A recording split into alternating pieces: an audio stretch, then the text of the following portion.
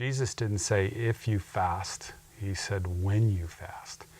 And so I think there is a biblical imperative for it. So I find it terribly encouraging and a really good way to kind of shake up our spiritual life and to bring attention to things that we haven't paid attention to. I've been involved in some form of fasting for about 15 years. It wasn't something that I said, hey, I think I ought to try it. It was actually a time when somebody invited several ministry leaders to fast and pray that, as an expression of earnestness that God would move. I've been a fairly consistent faster throughout my Christian experience. I mean, every year I try and do something. You know, it's that time where I have an opportunity to really shut everything down and get my focus on Him and really remind myself of where my true sustenance comes from. And there's something about fasting that brings me to that place like nothing else. At a physical level, not putting yourself in danger, but simply to say that hunger has become acute, it forces your mind into a different place. And I would argue that you get to hear God differently. I think you have to be in good physical condition. There's a lot of things. I wouldn't say everybody should do this, but for a week, such as when we would fast for the city of Portland, it would give you prompt to pray, and it might possibly unveil some issues in your own life that God could speak to significantly.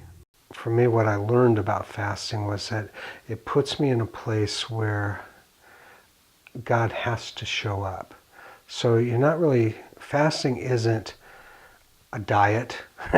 It isn't reading a book instead of watching TV. It's in a sense denying yourself and creating a space that God can fill, and that if He doesn't, you're willing to say, that didn't work. And it isn't because you don't think He's going to, it's because you do think He's going to, that you create the space. I think that fasting probably gave me the opportunity to see how much I would actually use food to medicate. And so if there are problems in my life and I chose not to eat and to literally to fast, invariably those problems remain.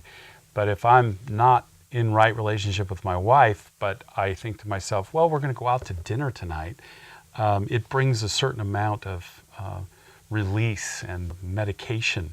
Or if I just wanted to go and eat a bowl of ice cream because I was sad or whatever the case may be. If you can't eat because you're fasting, then you're confronted with that problem and it didn't go anywhere. And so you have to go resolve it. And I think it makes you more keenly aware of what's going on in your life. And I found it to be terribly challenging at a spiritual level. And I became very appreciative of why God would say, you should fast and pray. And so I would give by way of encouragement that everybody should try it, and it probably should be a discipline in our lives on a regular basis. You know, that's what makes it so special and unique, because it's the most craziest, hardest, funnest, painfulest thing a black man could ever do.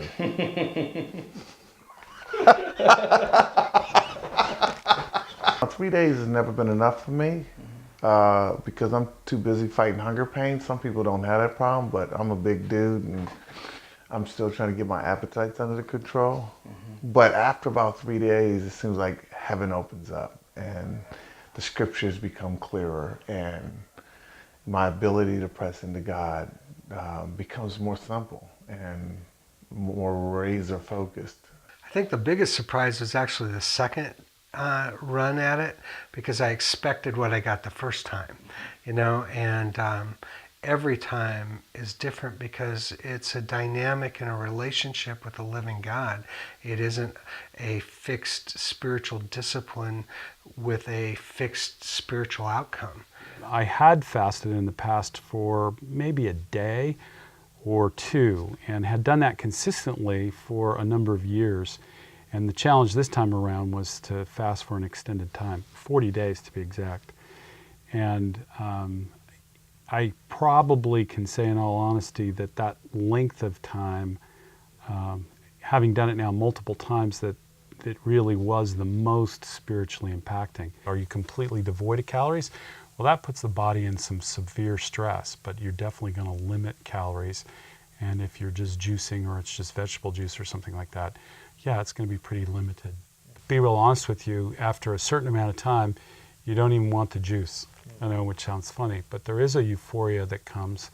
But that's well into the fast for sure. At a week, I think it's pretty painful, and I think it's good. Sometimes God breaks your heart for the people you're praying for. So like when a hunger pang comes, one year I said, God, I want to pray for the Christians around the world who are being persecuted. And so hunger provoked me to what is their pain and praying for them. You know, another time I wanted to pray for the people that I knew that didn't know Christ. And so when I would have a hunger pang, I would say, God, could you create a hunger in them? Because I don't even think they have that right now, you know. One year I said, I'm just going to cruise through the book of Isaiah.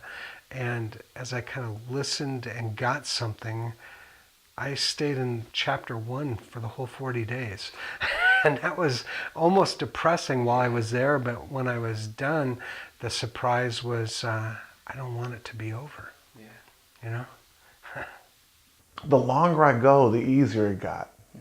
And, you know, like when Jesus said, man shall not live by bread alone, but by everything that proceeds out of God's mouth, has been true in my experience. Like the longer I go without physical bread, it seems like that spiritual bread kicks in, and it changes everything, not just spiritually, but physiologically. Something happens, and it allows me to just, like I said, zero in to God and His claims on my life. It seems to always wake me up spiritually as a subtle reminder of why I do this.